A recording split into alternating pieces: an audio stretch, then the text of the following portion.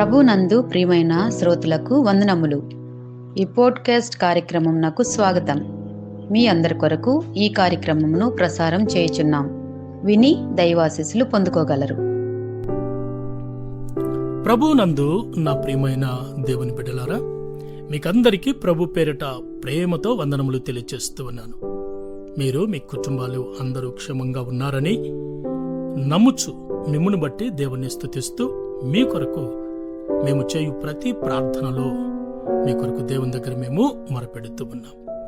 ఈ నూతన సంవత్సరం మీకందరికీ దీవెనకరంగా ఉండాలని మేము మా సిబ్బంది, శ్రోతలైన దాతలైన మీ అందరి కొరకు ప్రతిరోజు ప్రార్థన చేస్తూ ఉన్నాం. ప్రియమైన దేవుని బిడ్డలారా, ఈ సందర్భంగా కొన్ని విషయాలను మనము గ్రంథంలో నుండి నేర్చుకునే ప్రయత్నం చేద్దాం. కొన్నిసార్లు మనము అనుకున్నటువంటివి లేక మన యొక్క ప్రణాళికలు లేక మన ఆలోచనలు జరగకపోవచ్చు. ఏది ఆలోచించినా, ఏది చేయాలనుకున్నా జరగకపోవటకు కారణం ఏమిటి అని మనం ఆలోచన చేస్తే వచ్చేటటువంటి సమాధానం ఏమిటంటే అది దైవ చిత్తం కాదు. ఎందుకంటే మన ఆలోచనలు ఆయన ఆలోచన వంటివి కావు. మన ఆలోచనలు కొన్నిసార్లు దేవుడికి ఇష్టం కాకపోవచ్చు, నచ్చకపోవచ్చు. కాబట్టి మనం ఏది ఆలోచించినా, ఏది ప్రయత్నం చేసినా దేవుని ప్రణాళిక లేక దేవుని ఆలోచన, దేవుని చిత్తం ఖచ్చితంగా నెరవేరుతుంది. దేవుని గడియారం ఖచ్చితంగా పనిచేస్తుంది.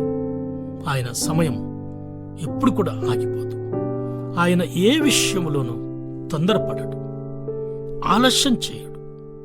దేవుడు మన కొరకు తన కుమారుని పంపుటకు సరియైన సమయం కోసం ఎదురు చూశాడు. అర్థమైంది కదా ఆయన గడియారం ఎలా పనిచేస్తుందో. అయితే కాలం పరిపూర్ణమైనప్పుడు దేవుడు తన కుమారుని పంపెను అనే మాట గలతీ 4:4 చూస్తాం. కాలం పరిపూర్ణమైనప్పుడు ఆయన గడియారం ప్రకారం, ఆయన సమయం ప్రకారం తప్పకుండా ఆయన తన కుమారుణ్ణి మన రక్తమాంసంలో పాలివాడుగా మనందరి పాప విమోచనార్థమై తండ్రైన దేవుడు కుమారుడైన క్రీస్తును భూమి మీదకి పంపించాడు. చూసారా ఆయన గడియారం ఎంత చక్కగా పనిచేస్తుంది. మనలోని ప్రతి ఒక్కరి జీవిత విషయంలో దేవునికి ఒక ప్రణాళిక ఉంది. I will repeat again.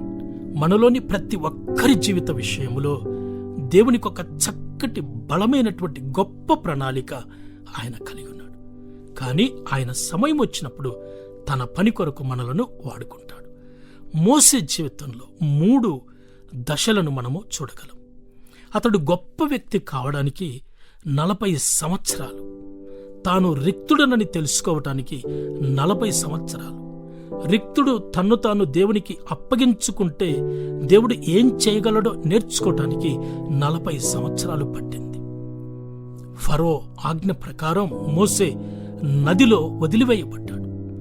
Nile నది మరణానికి సంకేతం. యేసులో లేని ప్రతి వ్యక్తి ఆధ్యాత్మికంగా మరణించిన వాడే. అయితే జమ్ము పెట్టే రక్షకుడైన క్రీస్తు మీరు విశ్వాసము ద్వారా కృపచేతనే రక్షించబడి ఉన్నారు అని ఎఫెసీ 2:8 వ్రాయబడింది. మోసేను రక్షించింది తల్లిదండ్రుల విశ్వాసం. రక్షకుడైన క్రీస్తు జమ్ము పెట్టెకు ఎర్రటి కీలు పూయబడింది. అదే ప్రాయశ్చిత్తమైన క్రీస్తు యొక్క రక్తం. క్రీస్తు రక్తం నీ కొరకు, నా కొరకు చెందించబడించిందని నీవు మర్చిపోవద్దు. మోసేను తన పని కొరకు దేవుడు వాడుకున్నాడు. ప్రతి వ్యక్తిని తన మహిమ నిమిత్తం వాడుకుంటాడు. ప్రస్తుతం మనముంటున్న అపాయకరమైనటువంటి దినములలో, అంత్య దినములలో, అపాయకరమైనటువంటి దినములు రానున్న దినాలలో రాబోతూ ఉన్నాయి. 2 తిమోతి 3:1 ప్రకారం ఈ మాట నేను చెప్తూ ఉన్నాను. అయితే ప్రభు మనకు సమీపంగా ఉన్నాడు. ఆయనలో మనకు భద్రత ఉంది.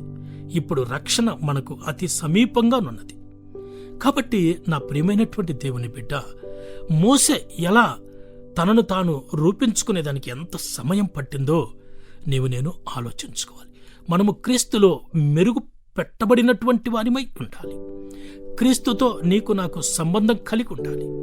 మన పట్ల ఆయన చిత్తం నెరవేర్చుటకు ఆయనకు అవకాశం ఇచ్చే వారిగా ఉండాలి. మన ఆలోచన చేసుకుని మనము నిర్ణయం తీసుకుని అది జరగకపోగా అది బాధపడేదానికంటే, అలా నష్టపోయేదానికంటే, దిగులు పడేదానికంటే, ప్రభా నా విషయంలో లేక నా కుటుంబ విషయంలో నీ చిత్తం ఏమిటి, నీ ప్రణాళిక ఏమిటి, నీ సమయం ఎప్పుడు అన్నటువంటి అవకాశాన్ని దేవునికి ఇవ్వాలి. ఆయన సమయములో తప్పకుండా ఆయన ప్రతిదీ నెరవేరుస్తాడు. ఆయన గడియారం ఆగిపోదండి. తప్పకుండా ఆయన చేయవలసిన సమయంలో ప్రతిదీ కూడాను ఆయన తప్పకుండా నెరవేరుస్తాడు. ఓపికగా ఎదురు చూడవలసిన బాధ్యత నీది, నాది. అలా ఉండునట్లు ప్రభు కృప మనకు తోడయుండునుగాక.